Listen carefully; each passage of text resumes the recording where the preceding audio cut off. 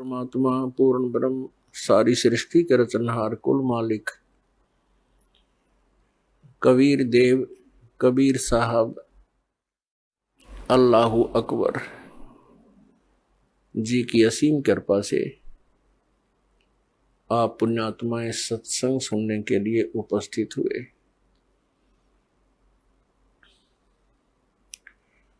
सत्संग का उद्देश्य होता है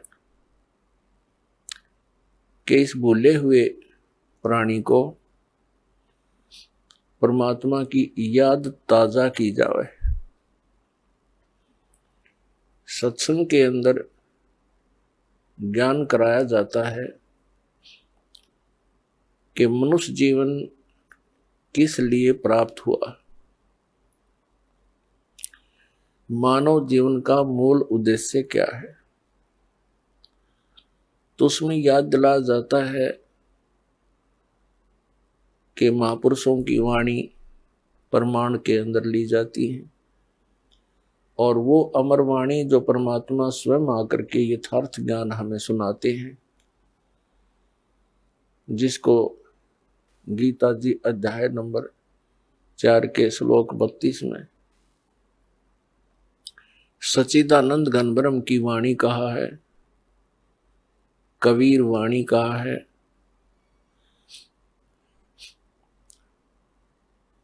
वो अमर वाणी परमात्मा स्वयं सुनाते हैं अपने मुख कमल से। तो इन महापुरुषों की और परमात्मा की उन अमर वाणियों को आधार बनाकर सत्संग सुनाया जाता है और उसके अंदर सत्संग के अंदर सभी सद्ग्रंथ भी आधार बनाए जाते हैं और उनके आधार से जो ज्ञान सुनाया जाता है वो सत्संग है। इसके अतिरिक्त अन्य कोई वचन सुनाते हैं, प्रवचन सुनाते हैं, सत्संग करते हैं और वो हमारे पवित्र सद्ग्रंथों से या उन महापुरुषों की अमर वाणी से या परमेश्वर कबीर जी की अमर वाणी से मेल नहीं खाते हैं, तो वो सत्संग नहीं है, क्योंकि उनके अंदर सत्य नहीं है, सत्य का अभाव है। सबसे पहले सत्संग के अंदर ये जानकारी दी जाती है, मानुष जन्म पायक नहीं रटे हरि नाम, जैसे कुआं जल बिना बनवाया क्या काम। मानुष जन्म दुर्लभ है मिले न बारंबार, जैसे तरवर से पत्ता टूट गिरे वो बहुर न लगता डर।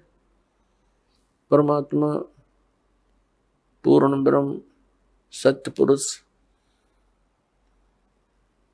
कबीर देव जी कबीर साहब जो काशी शहर के अंदर एक जुलाहे की भूमिका करके और परमात्मा जो गुण रखता है उसका प्रमाण दे करके अपनी अमृत वाणी को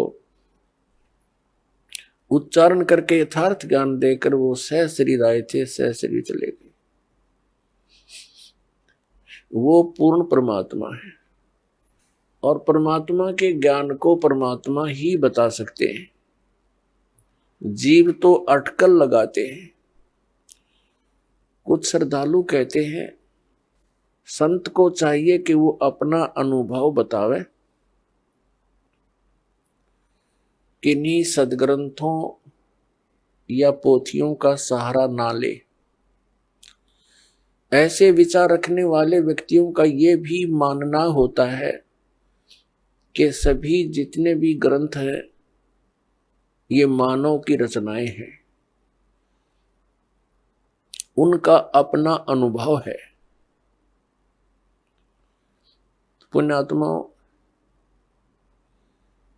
ये सब अज्ञान आधार से ही प्राणी बोल सकता है और इस अज्ञान को हटाने के लिए सत्संग की आवश्यकता पड़ती है। जैसे देश का संविधान होता है, वो भी एक पुस्तक है और वो भी एक मानव ने लिखी है। आपकी बात बड़ी करके चले, और कोई अन्य मानव अपने सत्र का और विधान बनाकर लिख दे और छपवा दे और बांट दे, तो उसकी क्या वैल्यू है, क्या यूज है, क्या लाभ हुआ उसका?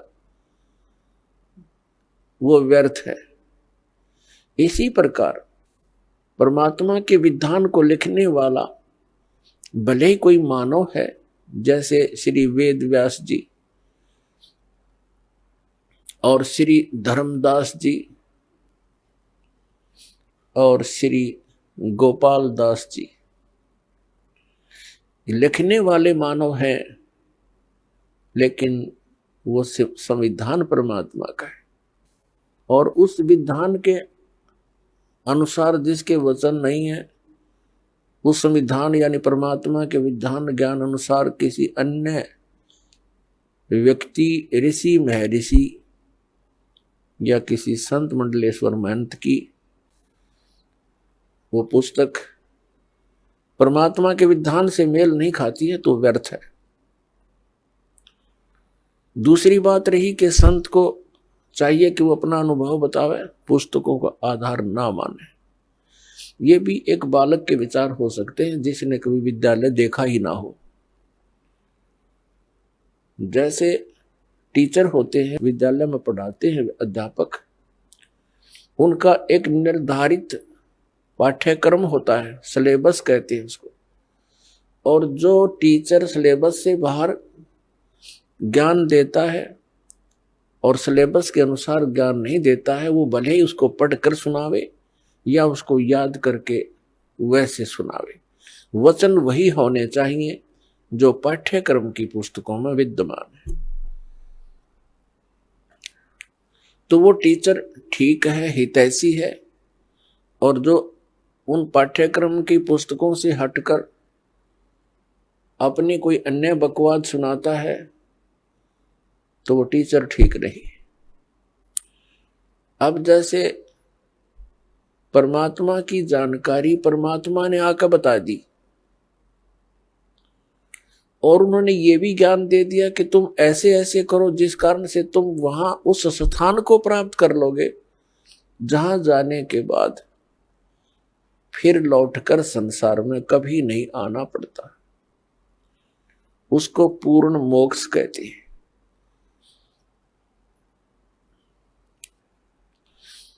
अब कोई कहते हैं कि भगवान के दर्शन हो जाए तो कल्याण हो जाता है।